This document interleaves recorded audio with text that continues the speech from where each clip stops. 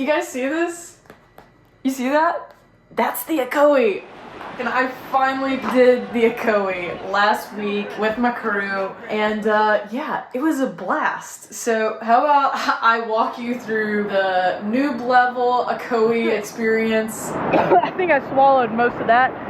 Let's go though. So the Ocoee is obviously a river that's on everyone's list to hit. It was actually a river that I rafted with my youth group back in 2011, I believe, so quite some time ago. You know, when you're in a raft, only 2 people can get that front seat. And I, unfortunately, on this trip, was sitting in the middle of the raft. That just wasn't gonna cut it for me. I knew being in my own kayak someday, getting to experience those rapids face to face firsthand was really what I was after. And finally, this was the year that I was gonna be able to do that. The day came and I knew full well that if there was a rapid that I wasn't feeling, we could take sneak lines or potentially portage something. I was really just gonna see how things felt, and I think it all kind of worked out for me.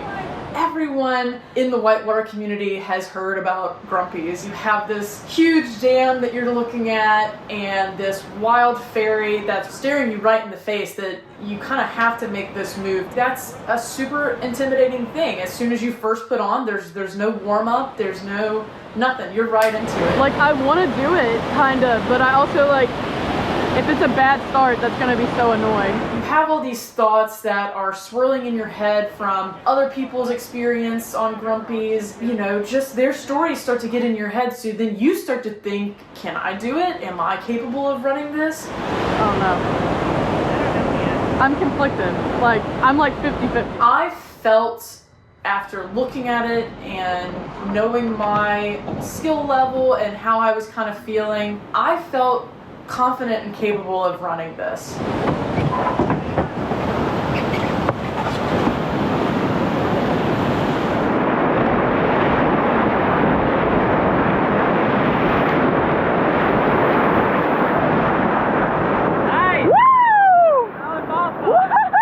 I come out on the other side of Grumpy's and I didn't swim, I didn't flip, I made it. Woo!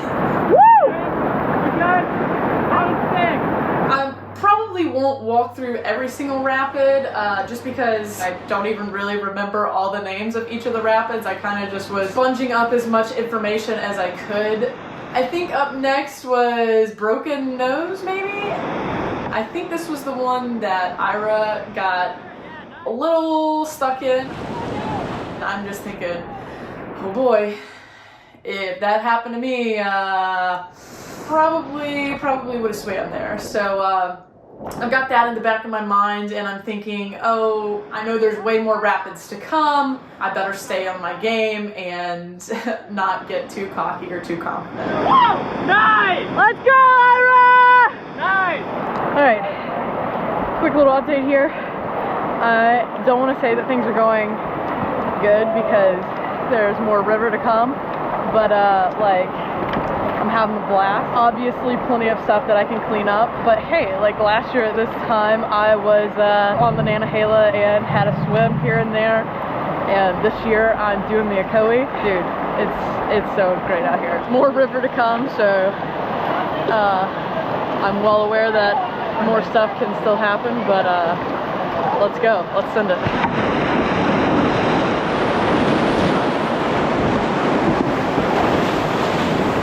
I really didn't have too many like crazy memorable moments on any of the rapids. They all kind of blur together in my head. I think I was just really having a good time out there, you know, just sailing over some of these big beefy waves.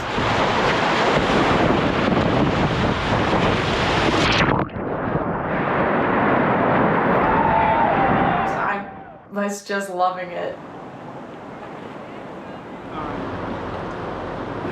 Oh.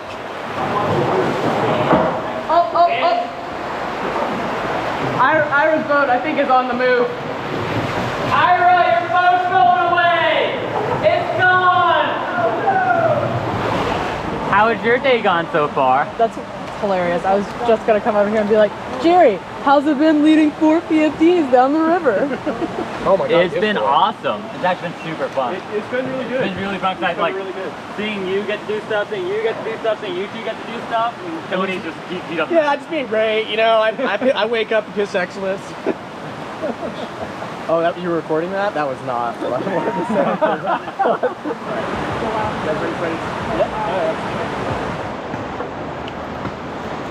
Talk. Okay, so a lot of waves come from your left and right. If you angle left most of the way down, you're good.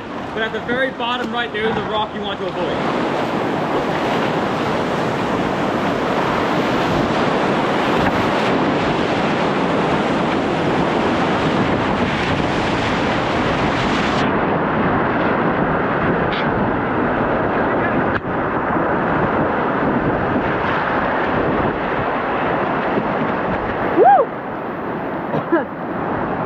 I think I swallowed most of that. Let's go though. I mean, come on. Oh. Diamond Splitter is kind of where things took a little bit of a turn. Our beta was to either go to the left or to the right, but to really make your decision and commit to that decision. I think I tunnel visioned on what Steven was doing instead of focusing on what I should have been doing as a boater. With Steven being in a playboat, I should have known to give extra spacing, even more than normal. So Steven, buddy, that's not on you. I think that's 100% on me. Definitely a lesson learned there. As I'm kind of braced holding onto this rock, I realize that my hand is kind of turned a weird way while holding onto my paddle. For whatever reason, in the moment, I felt like the way that it was turning my hand, letting go of it, was the only decision that I had. However, as soon as I let that go, it started sailing away so fast, and I just kind of sat there watching it go. In that moment, though, I'm kind of realizing I'm without a paddle, and what am I gonna do? My thinking was, yeah, I'm gonna push myself off this rock and I'm gonna hand paddle the rest of the way down this rapid. How sick of a story would that have been? I mean, come on. As I'm pushing though, my body is getting kind of spun one way, the boat's getting pushed kind of further off the rock and down. I can feel my back and my right leg kind of completely coming out of the outfitting. And I kind of go to pull the spray skirt, I think, but I think the skirt had popped off on its own just because of how my body was kind of contorted. My left leg is stuck kind of weirdly in the boat. The way that the water is pushing, it's gonna pull me down into the rest of that rapid. So I was able to get my foot out quickly as possible and decided to yeet my boat and try to get it as much into that downstream flow as I could, knowing that the guys were down there and were gonna hopefully do their best to rescue my gear. Now that I don't have the heavy boat, I'm getting kind of pushed over and I kind of pop to the next rock that's in front of me. A good mental note to make for future scenarios like this is if you're in a safe-ish spot, take a second to breathe, dude, you know? And I think I was just like, all right, go. I immediately started swimming as hard as I possibly could, trying to get to the eddy, and I did not pay attention to the hole. You know, they always say nose and toes up so that way you're not getting banged up as you're going through some of these bigger, rougher, rowdier rapids. I've never even thought about it when compiled with a time where you have to swim and then have to rotate into that position as well. We got you.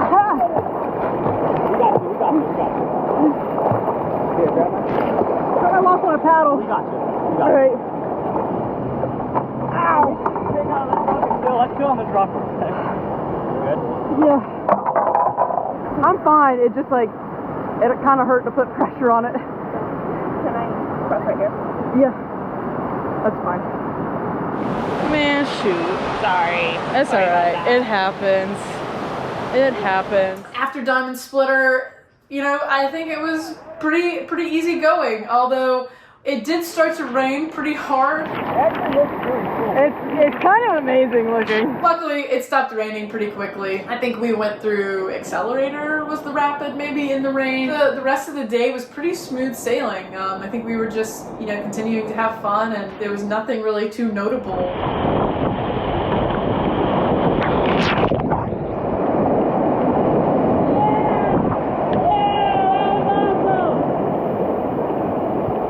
I'll definitely take a one swim day on the Ocoee for my PFD. It was actually the only time that I even flipped on the Ocoee. Granted, I wasn't out there playing and surfing like most people do. You know, I was in my creek boat, and I even felt a little silly being out there in my creek boat when all the other boys and everyone else on the river in their play boats. But I was just out there trying to have fun in my own way and have a good solid PFD on the Ocoee. This is treacherous. I had a blast out there, and I am stoked on how it all went and stoked to say that I finally tackled the Ocoee. Thanks for joining me on my Ocoee experience. Until next time, guys.